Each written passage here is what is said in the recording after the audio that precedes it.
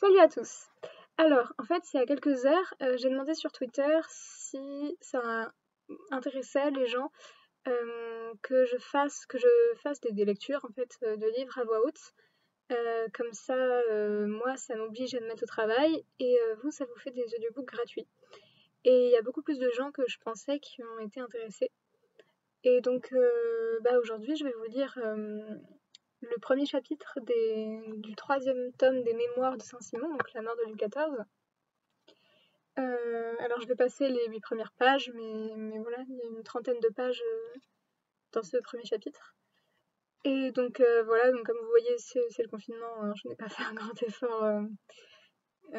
Clairement, je suis en robe d'intérieur.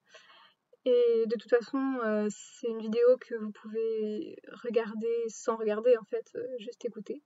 Donc voilà, j'espère que ça vous plaira. Vu que moi, c'est aussi pour me motiver à me mettre au travail, je vais vous lire les livres qui sont au programme pour moi en français et en philo, et surtout en philo en fait. Donc là, c'est pour le français, les mémoires de Saint-Simon.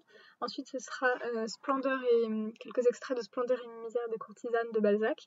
Et ensuite, ce sera probablement quelques livres sur la philosophie de l'art. Voilà. Mais sinon, il y aura aussi du Proust peut-être et du Naguib Mahfouz. Voilà, voilà. Donc, dans ce premier chapitre, Saint-Simon parle du duc d'Orléans, à propos duquel il est très élogieux. Donc voilà, c'est parti. Il ne songea même, comme on le verra, tout de bon à gouverner que lorsque force fut d'être perdu et déshonoré, ou d'exercer les droits de sa naissance, et quant à régner, je ne craindrais pas de répondre que jamais il ne le désira, et que, le cas forcé arrivé, il s'en serait trouvé également importuné et embarrassé. Que voulait-il donc, me demandera-t-on? Commander les armées tant que la guerre aurait duré, et se divertir le reste du temps sans contrainte ni à lui ni à autrui. C'était en effet à quoi il était extrêmement propre. Une valeur naturelle, tranquille, qui lui laissait tout voir, tout prévoir, et porter les remèdes, une grande étendue d'esprit pour les échets d'une campagne, pour les projets, pour se munir de tout ce qui convenait à l'exécution, pour s'en aider à point nommé, pour s'établir d'avance des ressources et savoir en profiter de bout à bout, et user aussi avec une sage diligence et vigueur de tous les avantages que lui pouvait présenter le sort des armes. On peut dire qu'il était capitaine, ingénieur, intendant d'armée, qu'il connaissait la force des troupes, le nom et la capacité des officiers, et les plus distingués de chaque corps, sans faire adorer, les tenir néanmoins en discipline, exécuter, en manquant de tout, les choses les plus difficiles. C'est ce qui a été admiré en Espagne et pleuré en Italie, quand il y prévit tout, et que Marsin lui arrêta les bras sur tout. Ses combinaisons étaient justes et solides tant sur les matières de guerre que sur celles d'État. Il est étonnant jusqu'à quel détail il en embrassait toutes les parties sans confusion, les avantages et les désavantages des partis qui se présentaient à prendre, la netteté avec laquelle il les comprenait et savait les exposer, enfin la variété infinie et la justesse de toutes ses connaissances sans en montrer jamais, ni en avoir en effet meilleure opinion de soi. Quel homme aussi au-dessus des autres, et en tout genre connu, et quel homme plus expressément formé pour faire le bonheur de la France lorsqu'il eut à la gouverner. Ajoutons-y une qualité essentielle, c'est qu'il avait plus de 36 ans à la mort des dauphins et près de 38 à celle de monsieur le duc de Berry, qu'il avait passé particulier, éloigné entièrement de toute idée de pouvoir arriver au timon. Courtisan battu des orages et des tempêtes, et qui avait vécu de façon à connaître tous les personnages, et la plupart de ceux qui ne l'étaient pas. En un mot, l'avantage d'avoir mené une vie privée avec les hommes et acquis toutes les connaissances, qui, sans cela, ne se suppléent point d'ailleurs. Voilà le beau, le très beau sans doute et le très rare.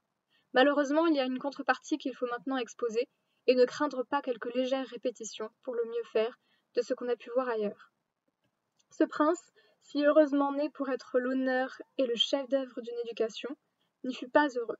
Saint-Laurent, homme de peu qui n'était même chez monsieur que sous-introducteur des ambassadeurs, fut le premier à qui il fut confié. C'était un homme à choisir par préférence dans toute l'Europe pour l'éducation des rois. Il mourut avant que son élève fût hors de sous la férule et, par le plus grand des malheurs, sa mort fut telle et si prompte qu'il n'eut pas le temps de penser en quelles mains il le laissait, ni d'imaginer qu'il s'y ancrerait en titre. On a vu pages 5 et 6 ce que fut l'abbé Dubois, comment il y parvint, combien il s'introduisit avant dans l'amitié et la confiance d'un enfant qui ne connaissait personne, et l'énorme usage qu'il en sut faire pour espérer fortune et acquérir du pain. Le précepteur sentait qu'il ne tiendrait pas longtemps par cette place, et tout le poids d'avoir été l'instrument du consentement qu'il surprit au jeune prince pour son mariage, lequel ne lui avait pas rendu ce qu'il en avait espéré, et qu'il l'avait même perdu auprès du roi par la folie qu'il eut, dans une audience secrète qu'il en obtint, de lui demander pour prix de son service la nomination au chapeau. Il se vit donc réduit à M. de Chartres, et ne pensa plus qu'à le gouverner. Il a fait un si grand personnage depuis la mort du roi, qu'il est nécessaire de le faire connaître. On y reviendra bientôt. Monsieur, qui était fort glorieux, et gâté encore par avoir eu un gouverneur devenu duc et père dans sa maison, et dont la postérité successive, décorée de la même dignité, était demeurée dans la charge de premier gentilhomme de sa chambre, et par celle de dame d'honneur de madame remplie par la duchesse de Ventadour, voulut des gens titrés pour gouverneur de monsieur son fils. Cela n'était pas aisé, mais il en trouva, et ne considéra guère autre chose. Monsieur de Navailles fut le premier qui accepta. Il était duc à brevet et maréchal de France, plein de vertus, d'honneur et de valeur, et avait figuré autrefois. Mais ce n'était pas un homme à élever un prince. Il y fut peu et mourut en février 1684, à 65 ans. Le maréchal d'Estrades lui succéda, qui en aurait été fort capable. Mais il était fort vieux et mourut en février 1686, à 79 ans. Monsieur de Vieux-Ville, duc à brevet, le fut après, qui mourut en février 1689, un mois après avoir été fait chevalier de l'ordre. Il n'avait rien de ce qu'il fallait pour cet emploi, mais ce fut une perte pour monsieur, qui ne trouva plus de gens titrés qui en voulussent. Saint-Laurent, qui avait toute sa confiance, avait aussi toute l'autorité effective et suppléait à ces messieurs, qui n'étaient qu'ad honorès. Les deux sous-gouverneurs étaient la Berthière, brave et honnête gentilhomme, mais dont le prince ne s'embarrassait guère, quoiqu'il l'estimât, et Fontenay, lui, qui en était extrêmement capable, mais qui avait au moins 80 ans. Il avait élevé le comte de Saint-Paul tué au passage du Rhin sur le point d'être élu roi de Pologne, dont le fameux Sobieski profita. Le marquis d'Arcy fut le dernier gouverneur. Il avait passé par des ambassades avec réputation et servi de même. C'était un homme de qualité, qui le sentait fort, chevalier de l'ordre de 1688. Son frère aîné l'avait été en 1661. Darcy était aussi conseiller d'état d'épée. On a vu ailleurs comment il se conduisit dans cet emploi, surtout à la guerre. Sa mort, arrivée à Maubeuge en juin 1694, fut le plus grand malheur qui put arriver à son élève, sur qui il avait pris non seulement toute autorité, mais toute confiance, et à qui toutes ses manières et sa conduite plaisaient et lui inspiraient une grande estime, qui en ce genre ne va point sans déférence. Le prince n'ayant plus ce sage mentor, qu'on a vu qu'il a toujours regretté, ainsi que le maréchal d'Estrades, et qu'il l'a toute sa vie marqué à tout ce qui est resté d'eux, tomba tout à fait entre les mains de l'abbé Dubois et des jeunes débauchés qui l'obsédèrent. Les exemples domestiques de la cour de monsieur, et ce que de jeunes gens sans réflexion, là du joug, tout neuf, sans expérience, regardent comme le bel air, dont ils sont les esclaves, et souvent jusque malgré eux, effacèrent bientôt ce que Saint-Laurent et le marquis d'Arcy lui avaient appris de bon. Il se laissa entraîner à la débauche et à la mauvaise compagnie, parce que la bonne, même de ce genre, craignait le roi et l'évitait. Marié par force et avec toute l'inégalité qu'il sentit trop tard, il se laissa aller à écouter des plaisanteries de gens obscurs qui, pour le gouverner, le voulaient à Paris. Il en fit à son tour, et, se croyant autorisé par le dépit que monsieur témoignait de ne pouvoir obtenir pour lui ni gouvernement qui lui avait été promis, ni commandement d'armée, il ne mit plus de bornes à ses discours ni à ses débauches, parti facilité, parti ennui de la cour, vivant comme il faisait avec madame sa femme, parti chagrin de voir monsieur le duc, et bien plus monsieur le prince de Conti, en possession de ce qu'il y avait de plus brillante compagnie, enfin dans le ruineux dessein de se moquer du roi, de lui échapper, de le piquer à son tour, et de se venger ainsi de n'avoir ni gouvernement ni armée à commander. Il vivait donc avec des comédiennes et leurs entours, dans une obscurité honteuse, et à la cour tout le moins qu'il pouvait. L'étrange est que monsieur le laissait faire par ce même dépit contre le roi, et que madame, qui ne pouvait pardonner au roi ni à madame sa belle-fille son mariage, désapprouvant la vie que menait monsieur son fils, ne lui en parlait presque point, intérieurement ravie des déplaisirs de madame sa belle-fille, et du chagrin qu'en avait le roi.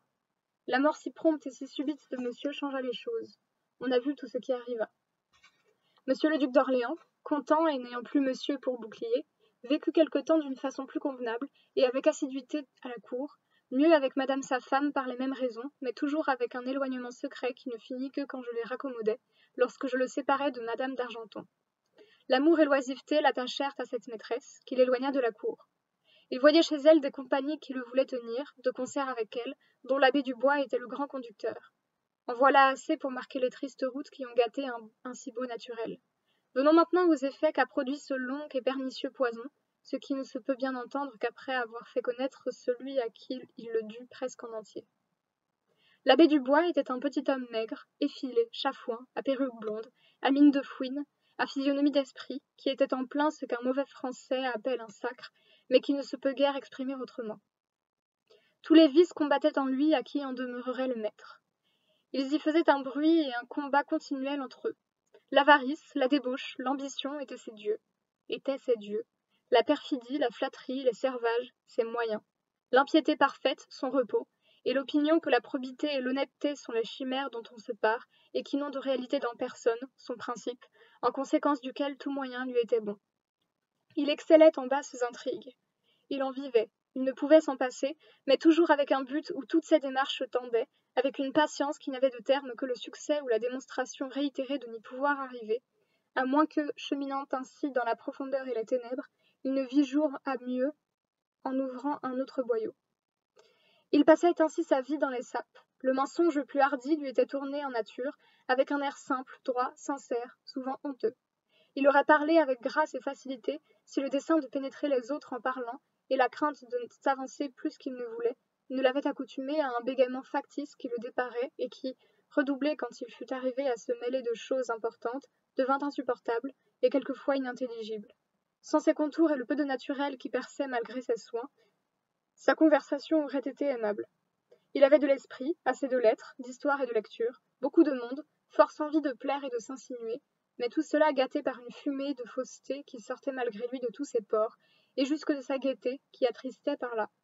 Méchant d'ailleurs avec réflexion, et par nature et par raisonnement, traître et ingrat, maître expert aux compositions des plus grandes noirceurs, effronté à faire peur étant pris sur le fait, désirant tout, enviant tout, et voulant toutes les dépouilles. On connut après, dès qu'il osa ne se plus contraindre, à quel point il était intéressé, débauché, inconséquent, ignorant en toute affaire, passionné toujours, emporté, blasphémateur et fou, et jusqu'à quel point il méprisa publiquement son maître et l'État, le monde sans exception et les affaires, pour les sacrifier à soi tous et toutes, à son crédit, à sa puissance, à son autorité absolue, à sa grandeur, à son avarice, à ses frayeurs, à ses vengeances. Tel fut le sage à qui monsieur confia les mœurs de son fils unique à former, par le conseil de deux hommes qui ne les avaient pas meilleurs, et qui en avaient bien fait leur preuve. Un si bon maître ne perdit pas son temps auprès d'un disciple tout neuf encore, et en qui les excellents principes de Saint-Laurent n'avaient pas eu le temps de prendre de fortes racines, quelque estime et quelque affection qu'il ait conservé toute sa vie pour cet excellent homme. Je l'avouerai ici avec amertume, parce que tout doit être sacrifié à la vérité.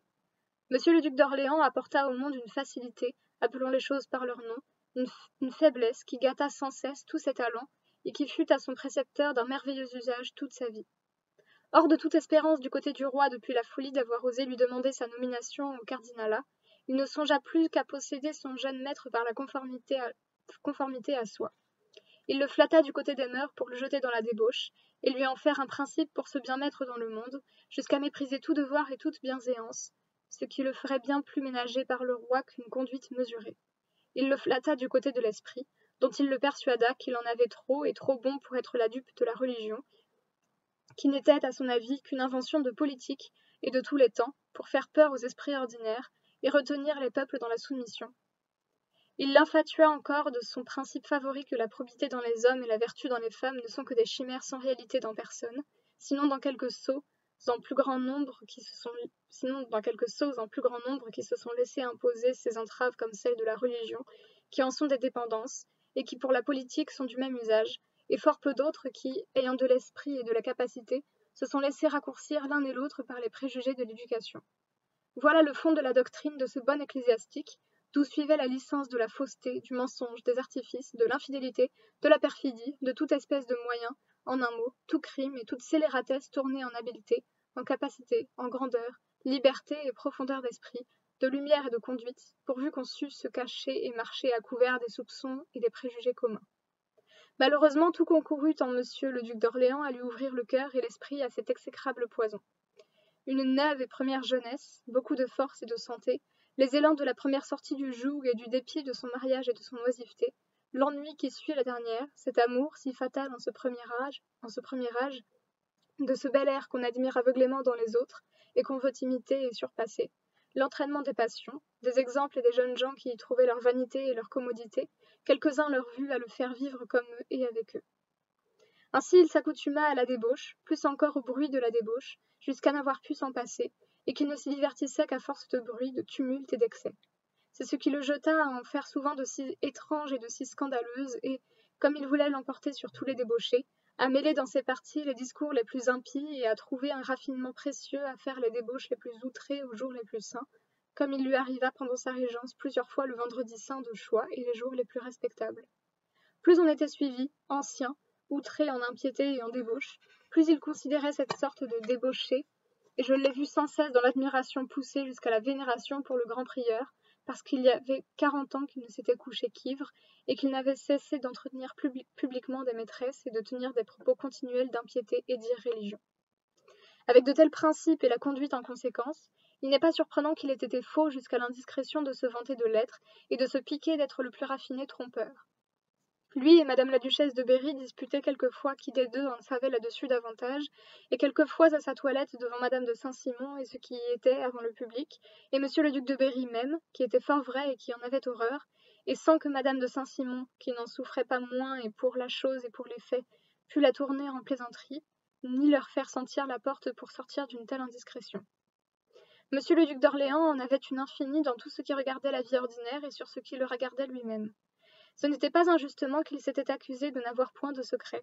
La vérité est qu'élevé dans les tracasseries du palais royal, dans les rapports, dans les redits dont monsieur vivait et dont sa cour était remplie, monsieur le duc d'Orléans en avait pris le détestable goût et l'habitude, jusqu'à s'en être fait une sorte de maxime de brouiller tout le monde ensemble, et d'en profiter pour n'avoir rien à craindre des liaisons, soit pour apprendre par les aveux, les délations et les piques, et par la facilité encore de faire parler les uns contre les autres.